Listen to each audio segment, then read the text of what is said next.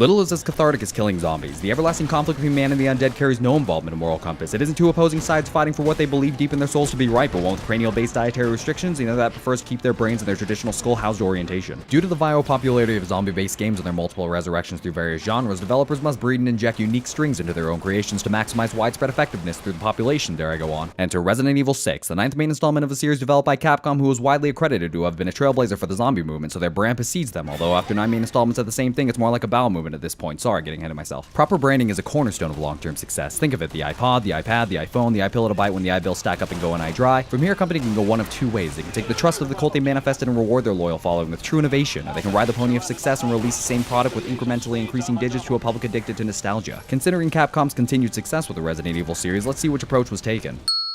The storyline of Resident Evil 6 is as thus, and feel free to sing along. Evil pharmaceutical megacorporation led by palm-rubbing aficionado A and contributor to the This Couldn't Possibly Go Wrong novel series seeks to save the world through means of destroying it. But don't accuse Capcom of being uncreative. This time it isn't Umbrella but Neo Umbrella, whose Kickstarter slogan of "We're definitely not those guys" was sufficiently clever enough to turn the heads of investors and corrupt government officials away from Umbrella's less than stellar win-loss ratio. You then choose to play as one of 8 characters whose dominant traits carry similarity to the naming convention used by the Spice Girls, such as Curvy Yanks, Beefy Yanks, Teen Yanks, Mystery Yanks, Angsty Yanks, the overly optimistic afterthought, and Dear God, the completed project is tomorrow. But all of this has already been done in every previous installment. The outfit's been overworn until it's nothing but shreds, and pairing it with a different color hat doesn't make it smell any less like shit. Even when evaluating it as a standalone game, character development through the campaign is non-existent, since each protagonist's sole reason for existence is to fill a recyclable niche later when they're squeezed back into the sequel at a later date. And yes, this will happen. The storyline is an uninteresting and predictable straight-line ride, which is odd considering half the game is comprised of cutscenes reinforced by QuickTime events ready to send you back 5 minutes if you weren't paying attention, like the world's most agonizing game of red light, green light. Usually the lack of investable storyline within a game is associated with placing all eggs into the gameplay basket, but Resident Evil 6 seems to have ejected all of its eggs onto the floor. Combat variation is the name of the action-adventure game, but all the zombies you encounter during the multiple campaigns are the exact same. They waddle towards you lethargically with their arms outstretched like chubby teenagers on round 2 of Halloween night, each with their own individual tolerance of harsh language and hard candy being pitched at them by the fistful. They all may look a little different, with one's flappy bits of meat hanging off their neck and another's off their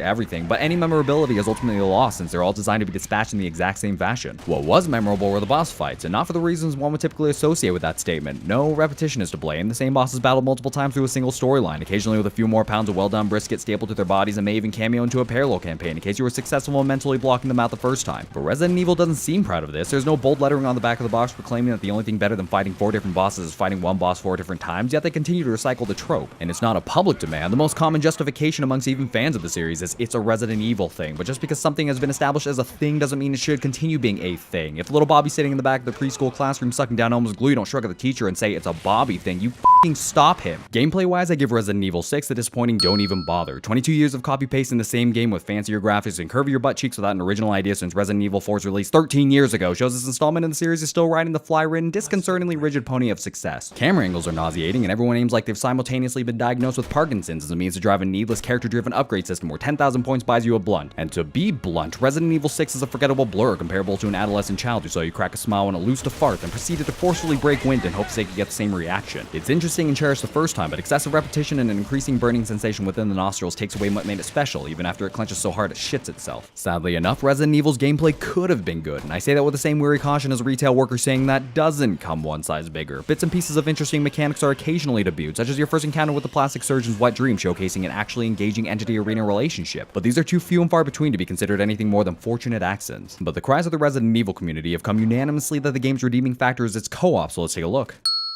I've said it before and I'll say it again, a great co-op experience must establish a form of dependency upon your teammates. While there are many ways to go about this, Resident Evil has taken the less popular, far too literal approach, with their co-op method being reminiscent of cuffing one person's wrists to their ankles and duct taping a roll of toilet paper to another person's forehead post-seafood night. The majority of co-op gameplay is comprised of taking turns being useful, where a hard limitation is imposed on any progress pending the completion of one player's assigned task, while the other player deals with what could be misinterpreted at best as a loading screen minigame. Even the rare scenarios that both players are actively engaged, their sections are set on parallel rails, with the only interaction being that the crank for one person's door is on the other person's side, or some other stupidly illogical architecture that forces you to depend on one another to literally play the damn game at all. What I'm trying to say is that players need to establish dependency themselves in order to find any genuine value in cooperation, where a difficult albeit possible task when done solo is made easier through teamwork and communication. But sections that encourage actual communication beyond passive-aggressive sighs being heaved back and forth after your partner died on the same section 4 times are scarce at best, since most of the game is played independently. This isn't co-op, this is a single player, and I use this next term very broadly, storyline-driven campaign split between 2 controllers in an attempt to get that naggy friend to convince you to buy the game with them so it doesn't feel alone buried underneath his clear red-filled body pillows. But linearity is the killer of the co-op backbone, or a co-opulation if you would, and you certainly should. The wealth of boundaries imposed in the form of mandatory split-up sequences courtesy of metalbandgenerator.com, such as Machine Gun Puppy or Fractured Floors, is a blatant discouragement of collaborative and ultimately creative problem solving. Regardless of who you play with or their preferred method of trolling you, the game already knows what it wants you to see, when it wants you to see it, and how it wants you to react, and is ready to swat you both upside the head if you so much as rotate the joystick a little less vigorously than it deems adequate. Keeping the AI partner didn't change the experience one bit, since the entire campaign is so formulated, and at least they didn't conveniently forget where they dropped their remote charges, David. Yet, despite the fact that Resident Evil's co-op was constructed with the same careful attention to details as the Second Amendment, there's a strong presence of those who say that they still had fun playing through it, and I have two very choice words to say to those people.